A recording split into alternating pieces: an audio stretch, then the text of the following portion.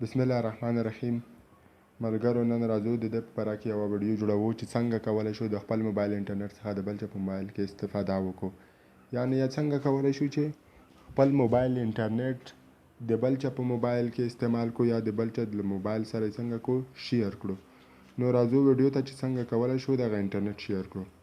لومړی راځو موبایل کې سیټینګ ته. کله چې سیټینګ ته راشو د دې نه وروسته راځو موبایل هټسپاټ اینډ ټیدرینګ په دې باندې کلیک کوو.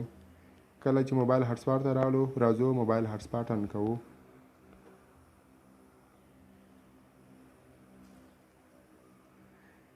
او د دې نه وروسته راځو ملګرو مور په مور اپشن باندې څنګه دی کلیک کوو. په مور اپشن کې دلته درې اپشن دي: الاود ډیوایسز، کنفیګر موبایل هټسپاټ، ټایم اوټ سیټینګز. راځو ملګرو په موبایل هټسپاټ باندې کلیک کوو. موبایل هټسپاټ کې دلته موږ کولی شو دلته مو د نیټورک نوم چې دی هغه احمد ورکړی دی. راځو بل نوم هم ورکولی شو لکه جان. نو ملګرو راځو اوس دلته اوپن انتخابوو په سیکیورټي کې، ځکه چې موږ کوم پاسورډ یا سیکیورټي نه پرې لګوو. نو راځو دغه سیو کوو. ملګرو اوس مو په خپل موبایل کې د جان په نوم چې دی نیټورک جوړ کړ. اوس راځو په بل موبایل کې دا سرچ کوو چې څنګه کولی شو دغه شیر کړو.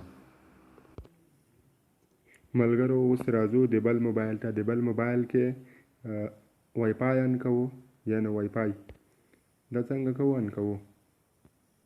کله مې چې وای فای آن کړو نو په خپله دلته د جان په نوم کوم نیټورک مې چې جوړ کړی و هغه څنګه کوي پیدا کوي. جان په نوم نیټورک مې چې پیدا کړ کنیکټ. دلته دوه اپشن راځي، په یو کینسل دی بل کنیکټ دی. تاسو په کنیکټ باندې چې وکړئ کلیک وکړئ. ملګرو کله مې چې په کنیکټ باندې کلیک وکړ دلته یو چې کنیکټ وای فای نیټورک جان، یعنې د جان سره څنګه شوی وصل شوی. اوس کولی شئ چې کله په هغه موبایل کې ډیټا ان کړئ نو ستاسو په موبایل کې به څنګه دی انټرنیټ کار کوي.